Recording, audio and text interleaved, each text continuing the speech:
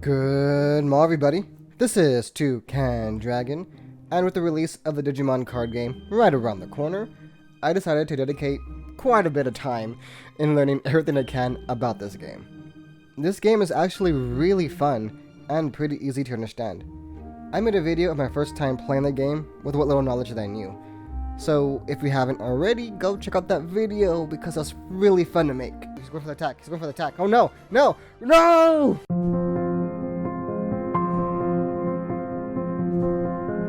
But it was because of that video that I decided to make more Digimon content. I try to leave, but these freaking digital monsters keep pulling me back in. So in these series of videos, I'll be sharing my journey in learning how to play this game before the official release on January 2021.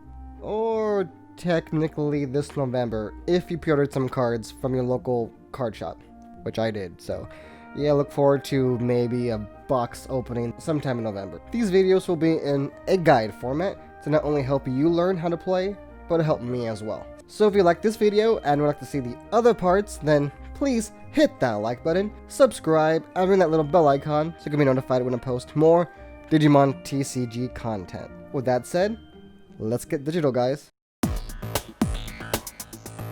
Let's start with the objective of this beautiful game. So what's the point in playing? What are you trying to do? Well, your main objective in this game, like it is in every other game, is to defeat your opponent. Both players have 4 types of cards to use in their disposal: Digimon cards, Digitama cards, option cards, and tamer cards. Both players must utilize these cards to the best of their ability to destroy the opposing opponent's security. This is done to lower your opponent's defenses, so once all security cards on your opponent's side of the field have been destroyed, you're allowed to attack your opponent directly, thus winning you the game. So now that you know the point of the game, how do we win? As I stated before, the main way to win in this game is to destroy your opponent's security and attacking them directly.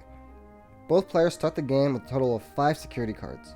There are ways to get more security cards, but those ways are due to effects, which we'll cover in a later video. But for now, just know that both players will have 5 security cards in the beginning of the game. In terms of Yu-Gi-Oh!, think of these cards as your life points. Or better yet, you can think of these cards like your firewall that protects your computer. The point of these cards is to protect you, the player, from incoming attacks by your opponent's Digimon. Once your opponent has successfully destroyed all of your security cards, you are out of defenses, and your opponent is allowed to attack you directly, giving them the win.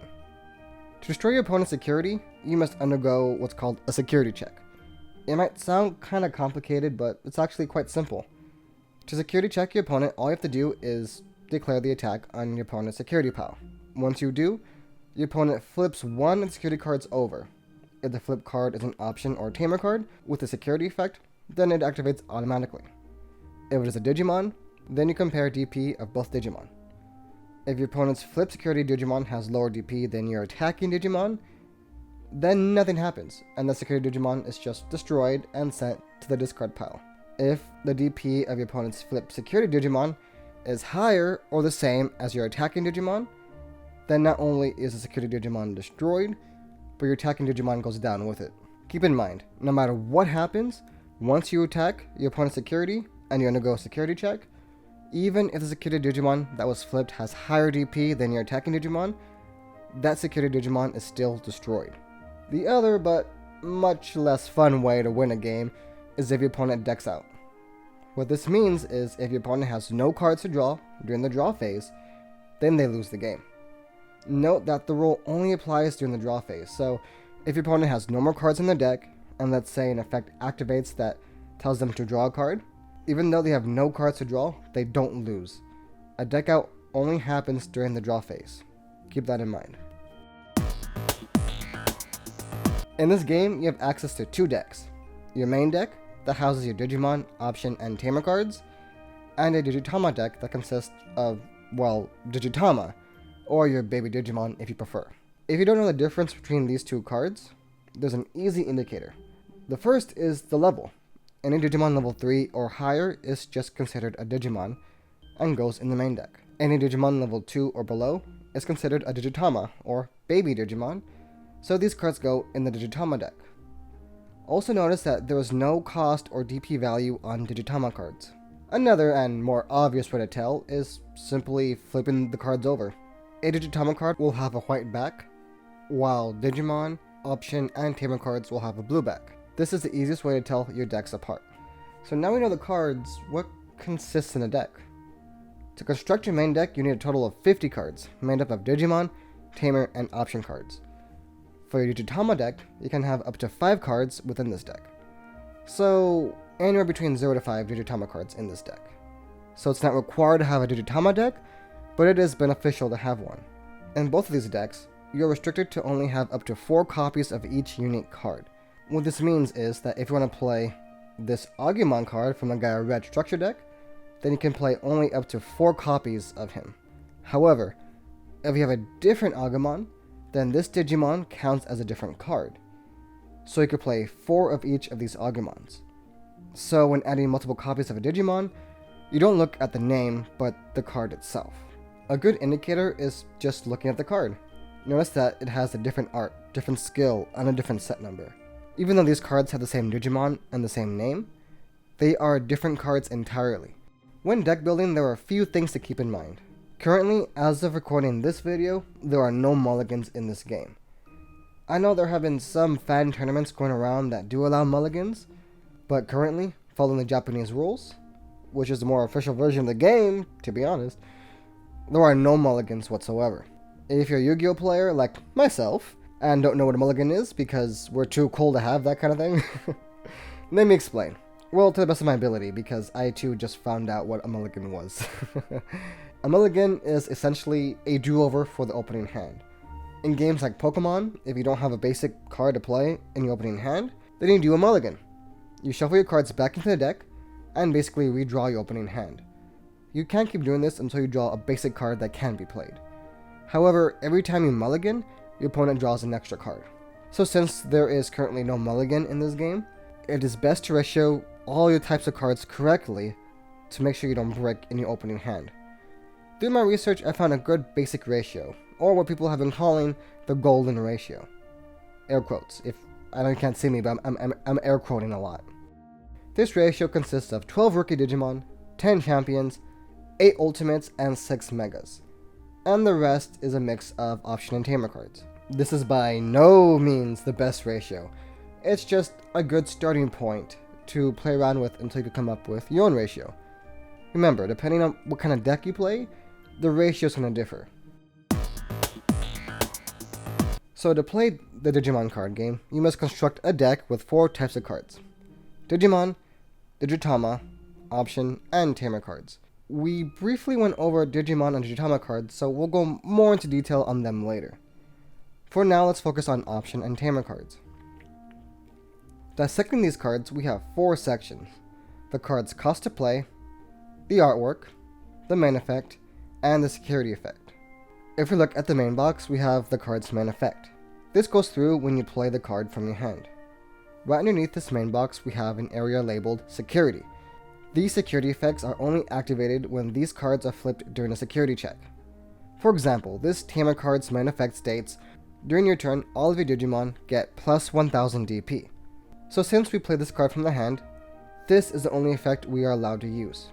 However, if this card was face down as part of security, and was flipped due to a security check, then we look at this box labeled Security, and apply this effect, if any. Some Option Tamer cards don't have security effects.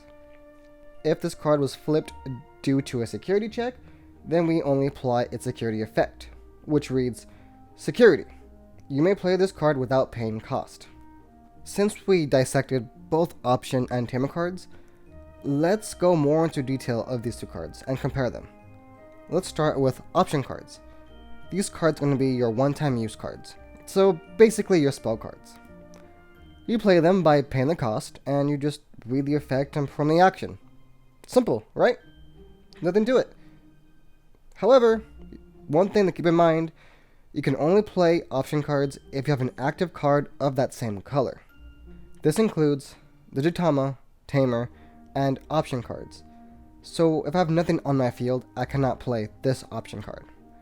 But if I have this red Digimon on my field, then I'm allowed to use this red Option card. But Here's one more scenario. If I control this green Digimon, I can't play this red option card, because the rule states I must control a card of the same color on my field to play the card. So now let's look at tamer cards, which have less restrictions than option cards. Tamer cards have passive effects that remain on your field permanently. What's really cool about these cards is I can play multiple of these cards, so you can stack all their effects together. So if I have 4 of these ties on my field, which states, during your turn, all your Digimon get plus 1000 DP, then on my turn, all my Digimon will get plus 4000 DP. One thing to note though, is even though a tamer card is placed in the battle area, this card cannot block or attack. Now it's time for the more fun part of this section, Digimon and Digitama cards.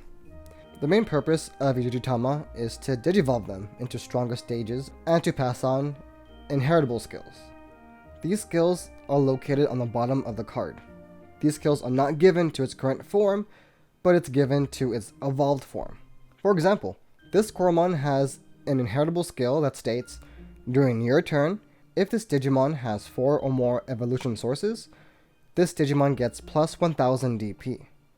What this means is if this Digimon digivolves 4 times, so essentially its mega form, that form and any form after that will get this effect during your turn. It is because of inheritable skills that makes digivolving in this game so rewarding. Inheritable skills aren't just located on Digitama cards though, they're also located on Digimon cards. As you can see here, Digimon cards have 5 sections. The Digimon's power, or DP, the inheritable skill effect, the main effect, the Digimon's level and name, and the cost value. In addition to the inheritable skill, a Digimon can also have a main skill, whereas an inheritable skill only applies to the Digimon that digivolves from this card. Main skills are only applied to this current Digimon. You've probably noticed that this Digimon seems to have 2 types of cost. This is the Digimon's main cost, when playing from the hand. However, the extra number here is called an evolution cost. This value tells you what cost you need to pay to digivolve a Digimon with the level stated here. For instance, instead of paying 4 cost to play this card from the hand, if we control a level 3 Digimon, then we can digivolve into Tyrannomon by paying 0 cost. So not only do you pay less cost by digivolving, but you also get the additional bonus of passing on inheritable skills by digivolving Digimon that have them. Something to keep in mind is that yes, it is beneficial to digivolve Digimon for a lower memory cost, but sometimes that's not the best course of action. Sometimes you want to pay the full cost, especially when you're manipulating the memory gauge in your favor. So, just a small thought. Also, an important note, you can only digivolve Digimon into its own color. For instance, you can't digivolve this red Agumon into a blue Garurumon. This Digimon must digivolve to a form of its same color. So color. I've been saying color quite a bit, haven't I? There's actually 6 types of colors. Well, 7 if you count white, which we kinda do. So we'll say 7. The colors go as follows. So there's red, blue, yellow, green, purple, black, and white. As of right now, the white color only has exclusively some level 7 Digimon. While the other ones, red, blue, yellow, green, purple, black, those are going to be kind of your main colors as of right now, until they add more colors down the line. Each color kind of represents its own little niche. Just like how red is very aggressive and ragey, red in Digimon is actually an aggressive playstyle. You want to overwhelm your opponent. And blue is really kind of calm and mellow. Blue acts the same in this game. Blue is more control focused. And on that topic, in addition to colors, there's specific mechanics that can relate to certain colors, or to certain Digimon. In this game, we have special types of Digimon that offer a wide variety of versatility for each deck. As of now, since the release of Ultimate Power in Japan, there are 10 mechanics. These mechanics are located in the main effect box. For instance, the special mechanic for this Metal Greymon is Security Attack +2. So now let's go over the other mechanics we can see in the game. There's Blocker. Blockers are a really cool Digimon. If this Digimon is in an active position, the Digimon can be put in a resting position to direct attack to itself. This is mostly done to protect other Digimon, use security cards, or even a direct attack to the player. Next we have Pierce, which is another cool concept. When you attack or destroy a Digimon in the battle area, then you also perform a security check. This does not count when you destroy a Digimon in your opponent's security pile. That's why I said battle area. The next mechanic that we have is jamming, and jamming's pretty simple. Essentially, your Digimon cannot be destroyed by losing a battle with a security Digimon. Next we have security attack plus and minus. So what this does, it can increase or decrease the number of security checks given by X. When performing a security check with a Digimon with this skill, you do not flip all securities at once. You still must check each card one at a time, and you do not move to the next one until the first check is completed. Keep in mind, if your Digimon security check is reduced to 0, even though your opponent has no more security cards and you attack them directly, you do not win the game. A Digimon must have some form of security check to be able to attack the player directly to score the win. Next we have recovery plus X. What this does is you draw X cards from the top of your deck and place them in your security pile. A side note for this, there is no limit to how many cards you can have in your security pile.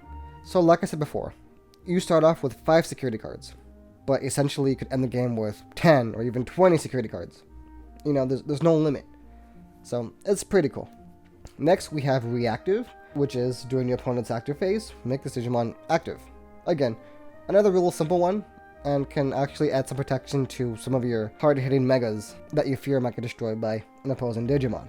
After that we have Vengeance, which is a pretty cool mechanic. When this Digimon is deleted in battle, delete the Digimon that battled it. So it's basically, if I'm going down, you're going down with me kind of thing.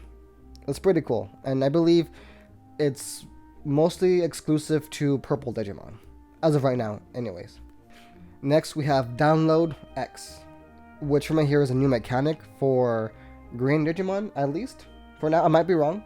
But essentially what this does, rest one of your Digimon to reduce this card's evolution cost by X. So that's pretty cool.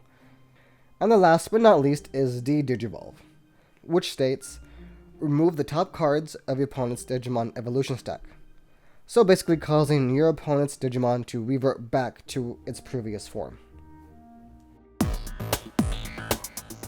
Now that we've gone over all the types of cards you'll be using to defeat your opponent, let's talk about the field where your great digital battle will take place. In this game, we have 6 sections on the field: the deck, trash pile, raising area, security, battle area, and memory gauge. As you can guess, the deck goes, well, on the deck section on the upper right hand corner of the field. Right under the deck section we have the trash pile, or what others like to call the discard pile. When you use a card or a Digimon gets deleted, it gets sent to this section of the field. Next we have the raising area. This section is located on the bottom left hand side. It is where your Digitama deck is placed. That houses all your little baby Digimon.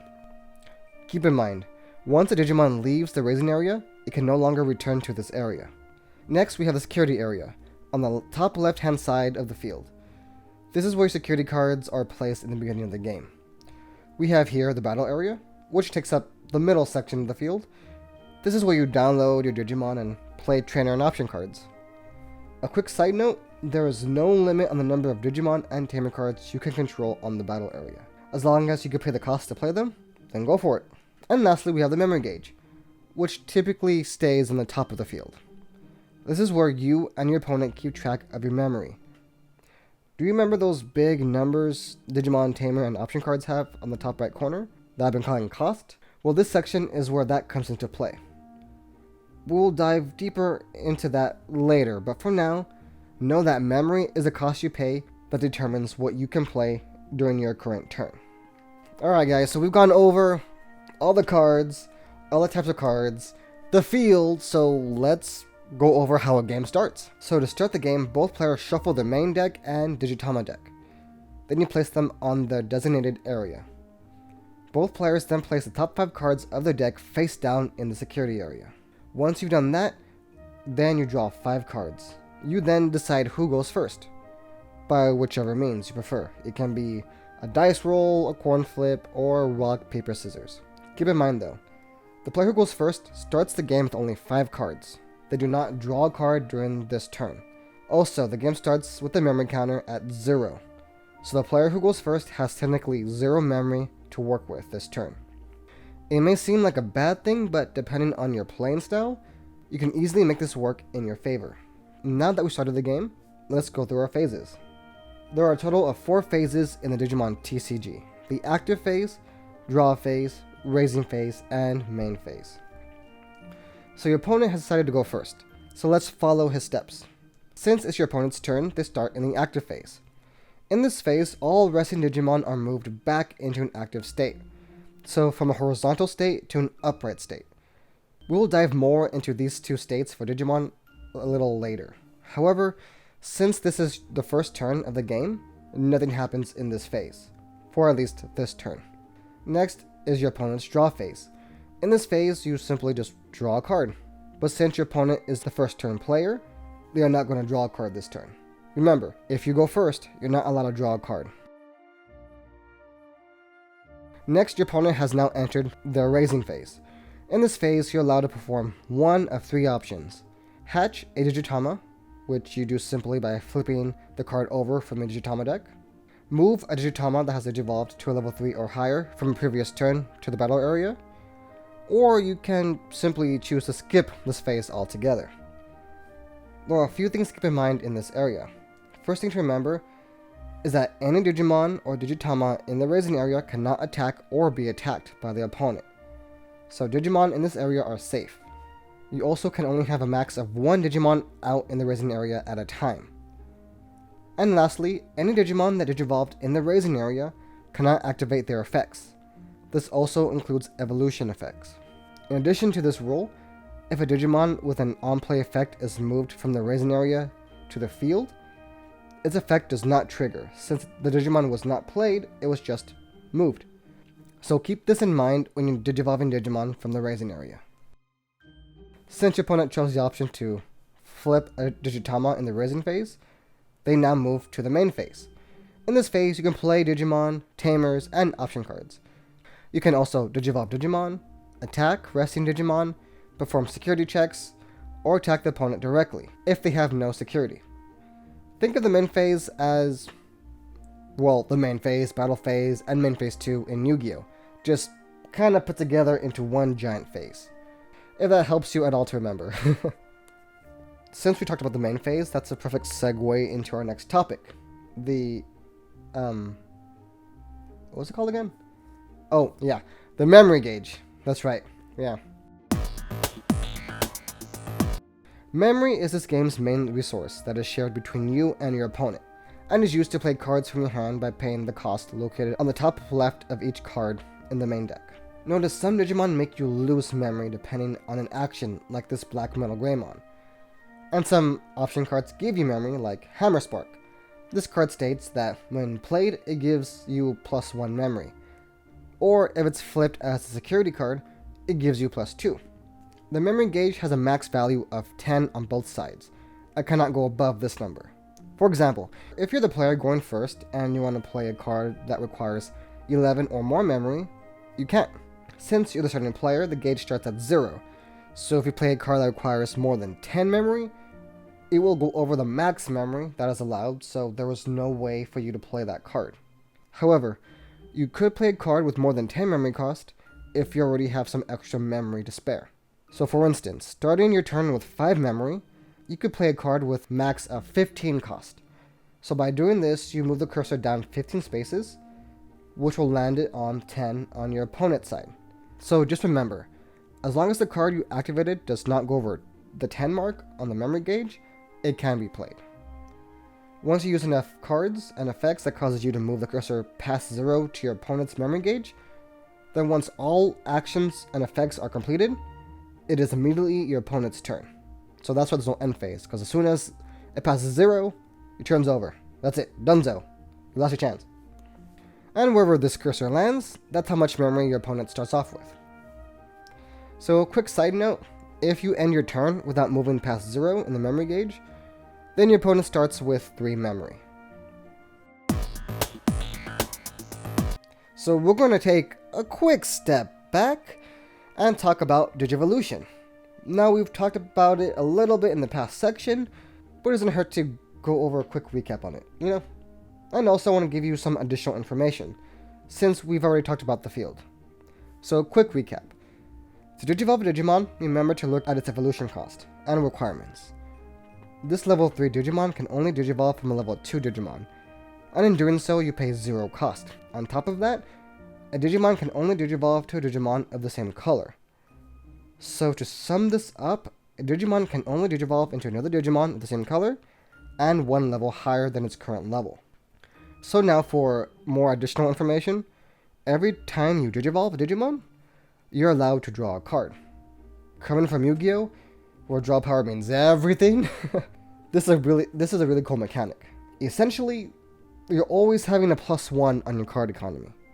This also feels like the game can become more fast-paced with the constant drawing per evolution performed. Just keep in mind, once you're out of cards in your main deck, and it's your turn to draw on a draw phase, you lose the game. So we now know how to digivolve Digimon. So let's talk about downloading Digimon to the field. Digimon played from the hand cannot attack the same turn they are downloaded onto the field. Even when digivolving a Digimon that was placed on the field that same turn, the new evolution is still considered the same Digimon, so it still has summoning sickness. However, if you digivolve a Digimon that was there in your previous turn, you can attack with it this current turn. A Digimon that was moved from the raising area onto the battle area does not undergo summoning sickness, which means they can attack, because technically they were played the previous turn, and were not played but moved to the battle area this turn. So once you played a Digimon and you've done your digivolving and all the stuff, what to do next? Well, you attack. A Digimon on the field will have 2 positions, an active position where it stands upright, and a resting position where it lays horizontal. When your Digimon attacks, you must turn your Digimon horizontal into a resting position. By doing this, your Digimon becomes vulnerable to attacks from your opponent's Digimon. However, once your opponent's turn is over, you can set your Digimon back upright during the active phase. Digimon in the active phase cannot be targeted for attacks. However, if a Digimon is in the resting state, then it is vulnerable to enemy Digimon attacks. If your Digimon is attacked, then we compare the DP of the attacking Digimon with the Digimon being attacked. The Digimon with a higher DP wins the fight and deletes the Digimon with a lower DP, sending it straight to the trash pile. However, if both Digimon have the same DP, then they both get deleted and sent to the trash pile. Another way for Digimon to be deleted is dropping its DP down to 0. So if a skill says, lower your Digimon DP to a certain amount, and that amount happens to cause Digimon's DP to drop to 0, then it gets deleted and sent to the discard pile. If a Digimon is deleted, then that Digimon and all of its materials are sent to the trash pile. However, if any effect activates that doesn't destroy the Digimon but sends it back to their hand, then its current form is sent to your hand while all its evolution material is sent to the trash pile. Keep this in mind, that even if you digivolve a Digimon, it's still only one Digimon. Just because you digivolved your Agumon to a Greymon doesn't mean you have both on the field. It just means that your Digimon changed its form. Here we are. We're home stretch, the last section, and the most important one actually, security. A quick recap for those of you like me who can't handle this much information at once. I'm dying a little bit on the inside. Security is your defense against your opponent's attacks. Once your opponent destroys all 5 of security cards, they are able to attack you directly. Security cards come from the main deck at the beginning of the game. You place the top 5 cards of your deck into the security pile. To destroy security cards, you perform what's called a security check. This goes into play once you successfully attack your opponent's security. When security is being attacked, then the security cards are revealed one by one in the security pile. If the card that is revealed has a security effect, indicated by the lock symbol, play its effect immediately. Note that if an option card is revealed that has a security effect, the rule that requires you to control a card with the same color to activate does not apply here. That rule only applies when you play an option card from the hand. If the card revealed is a Digimon, then you conduct a Digimon battle. The same rules apply here to a normal Digimon battle. However, in the instance that the security Digimon is higher than the attacking Digimon, then the security Digimon is still sent to the trash pile, but deletes the attacker with it. All security cards that are revealed are removed and placed in the trash pile, unless the card states otherwise. Keep in mind, during a security check, if you reveal an option or a tamer card with a security effect, you do not need to pay memory cost. So this is a pretty cool mechanic, and it gives security effects more like a trap card vibe, like in Yu-Gi-Oh! All Digimon have one security check by default. If a Digimon has an effect that grants more than one security check, then each security card is revealed one by one, unless the Digimon is removed from the field or stopped by effects. For instance, if my Wargreymon, with the Digivolution material, attacks for a security check of 3, then we reveal the security cards one by one. If the second card that is revealed has an effect that removes my Wargreymon from the field, via by sending it back to my hand, or deleting it, then the third security check does not happen since the Digimon is no longer on the field. Whew! That was a lot of information. If you guys stuck with me this long into the video, then you are the true MVP. I hope I was able to prepare you all for the official release of this awesome card game. Like I said before, this game is actually pretty fun and simple.